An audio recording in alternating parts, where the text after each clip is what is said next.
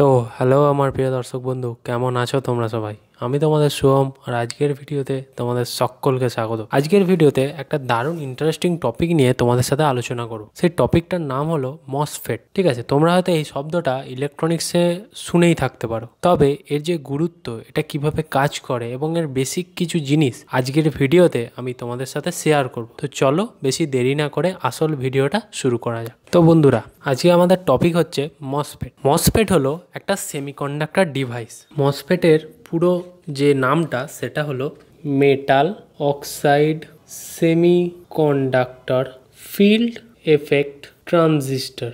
M for metal, O for oxide, S for semiconductor, F for field, E for effect, T for transistor. MOSFET অর্থাৎ হলো ট্রানজিস্টরেরই ফ্যামিলির একটা গুরুত্বপূর্ণ উপাদান বা গুরুত্বপূর্ণ এলিমেন্ট বা গুরুত্বপূর্ণ কম্পোনেন্ট। ঠিক আছে, ট্রানজিস্টরের ফ্যামিলির মধ্যেই মসফেট পড়ে। মসফেট সাধারণত দু ধরনের হয়, একটা হলো এনহ্যান্সমেন্ট টাইপ আর একটা হলো তোমার ডিপ্লিশন টাইপ। আমাকে ক্ষমা করবে যদি কোনো স্পেলিং ভুল হয়, আমি জাস্ট তোমাদের বেসিক জিনিসটা বোঝানোর চেষ্টা করছি। স্পেলিং ভুল হতে পারে, তার জন্য সরি আর কি। দু রকমের হয়, একটা হচ্ছে এনহ্যান্সমেন্ট টাইপ আর একটা হচ্ছে ডিপ্লিশন টাইপ।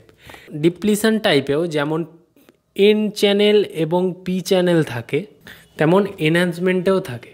ঠিক আছে, এনহ্যান্সমেন্ট টাইপ মসফেটেও N channel P channel MOSFET থাকে, ডিপ্লিশন টাইপেও N channel P channel MOSFET থাকে। অর্থাৎ মেনলি যেটা সেটা হচ্ছে মসফেট দু ধরনের হয়, একটা হচ্ছে এন চ্যানেল মসফেট, একটা হলো পি চ্যানেল মসফেট। আজকে আমরা এই এন চ্যানেল মসফেট নিয়ে আলোচনা করব।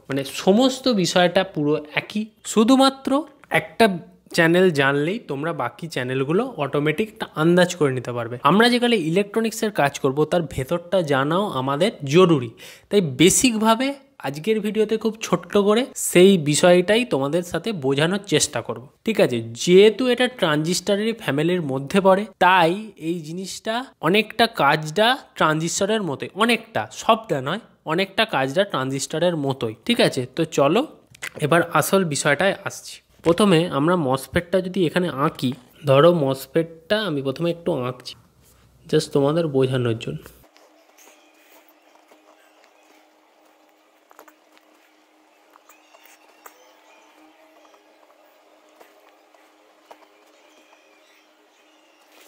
আমরা দেখেছি, আমরা জানি যে মসফেটের তিনটে পয়েন্ট থাকে, একটা হচ্ছে সোর্স, গেট আর ড্রেন।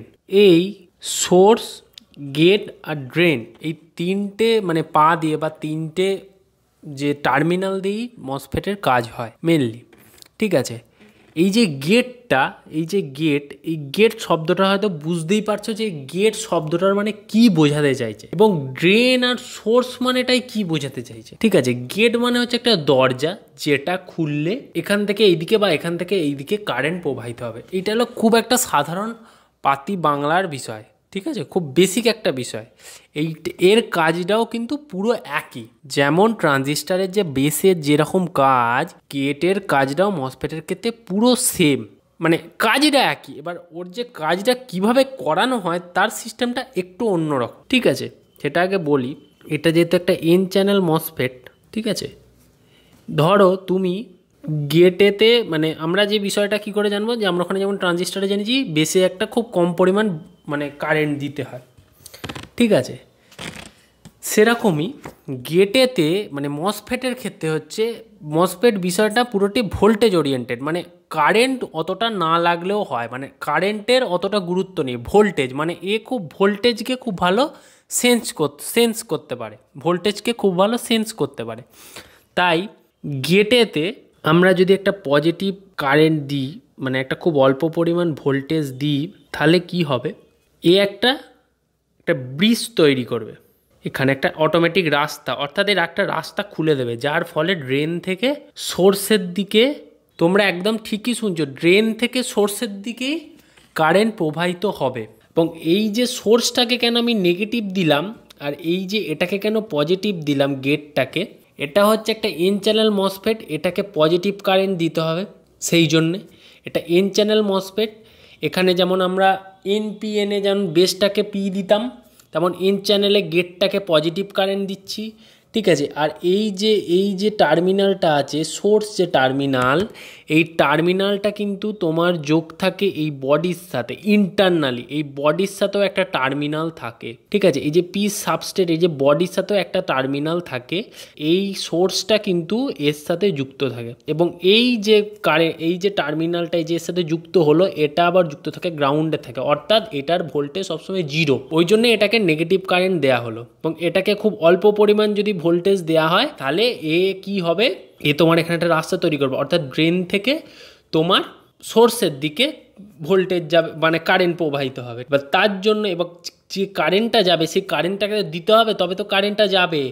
সেই কারেন্টটা কি, সেটা ধরো একটা বড় ব্যাটারি দিয়ে তুমি কানেক্ট করলে, এখানে একটা বড় ব্যাটারি দিয়ে ধরো কানেক্ট করলে, বড় ব্যাটারি যদি কানেক্ট করে দাও, তাহলে কি হবে, সেই ব্যাটারির মধ্যে যে কারেন্ট আছে সেটা দিয়ে হাইয়ার পোটেনশিয়াল লোয়ার পোটেনশিয়াল তৈরি হবে, ফলে এখান দিয়ে কারেন্টটা সেইভাবে প্রবাহিত হবে। ঠিক আছে, আমি জানি বিষয়টা হয়তো একটু জটিল লাগছে, আমি বিষয়টা আবার বলছি, আমি আজকে এইটুকু নিয়েই বলবো। ঠিক আছে, এই ধরো এটা একটা পি সাবসেট, যেটা বডিটা যেইভাবে তৈরি, এখানে একটা এন আর এখানে একটা এন টাইপ, মানে কি বলবো, এলিমেন্ট বা মেটেরিয়ালস দিয়ে এই দুটো টার্মিনাল তৈরি।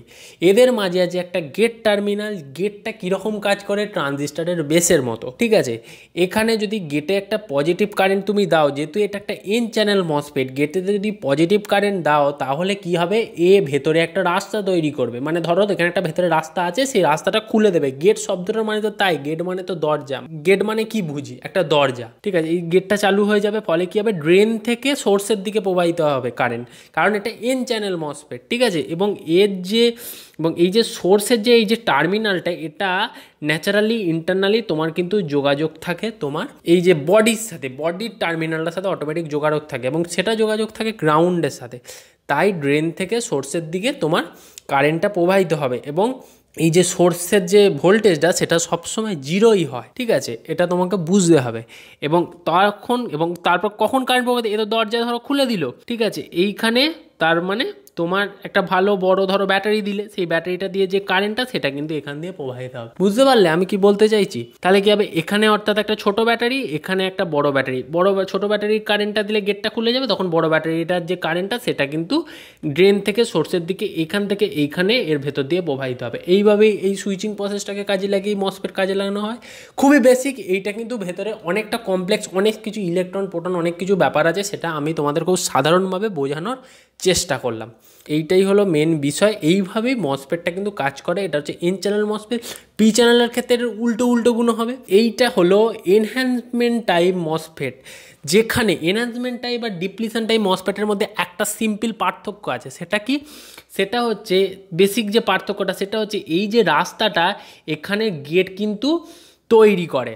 এইখানে যখনই তুমি ব্যাটারিটা দেবে, এই যে গেট টার্মিনালের কাছে, ঠিক আছে, এটা কিন্তু তৈরি হয়, মানে এই রাস্তাটা কিন্তু তৈরি করে। কিন্তু ডিপ্লিশন টাইপের ক্ষেত্রে কি হয়, এই একই বিষয়টার ক্ষেত্রে কি হয়, ডিপ্লিশন টাইপের ক্ষেত্রে তোমার এই যে মসফেটটা, এই যে রাস্তাটা অলরেডি তৈরি করাই থাকে। ঠিক আছে, এবং এখানে ভোল্টেজ বাড়ানো কমানোর উপর নির্ভর করে কি হয়, মানে এখানেও বাড়ানো কমানোর উপর নির্ভর করে ইলেকট্রনের প্রবাহ বাড়ে কমে। রাস্তাটা অলরেডি যেখানে তৈরি থাকে, সেই জন্যে তোমাদের কি শুধুমাত্র ভোল্টেজ বাড়া কমা করলে ইলেকট্রনের যাতায়াতটা তোমরা বাড়া কমা নির্ণয় করতে পারবে। ডিপ্লিশন টাইপটা অতটা প্রয়োজনীয় নয়, মানে আমাদের কাছে এনহ্যান্সমেন্ট টাইপটাই মেনলি প্রয়োজন। এটাই সবচেয়ে বেশি কাজে লাগে। এন চ্যানেলটা আরও বেশি কাজে লাগে ইলেকট্রনিক্সের ক্ষেত্রে, আমরা যে ধরনের কাজগুলো করি। আশা করি আজকে যতটুকু বোঝালাম তোমরা ভালোভাবে যতটুকু বোঝালাম বুঝতে পারলে। যদি বুঝতে না পেরে থাকো আমাকে কমেন্ট করে জানিয়ে, আমি আবার সেটাকে নিয়ে একটা খুব ভালো ভিডিও বানানোর চেষ্টা করব। আমি যতটুকু জানি বেসিকভাবে জিনিসটা বোঝানোর চেষ্টা করলাম। আবার তোমরা যদি বলো সেটা নিয়ে আরও ভালো ভিডিও বানিয়ে আবার তোমাদের সাথে শেয়ার করবো। যতটুকু বললাম সেটা নিয়ে একটু স্টাডি করো, বোঝার চেষ্টা করো, তাহলে এই বিষয়টা তোমাদের কাছে, এই বেসিক বিষয়টা ক্লিয়ার হয়ে গেলে পরের জিনিসগুলো বুঝতে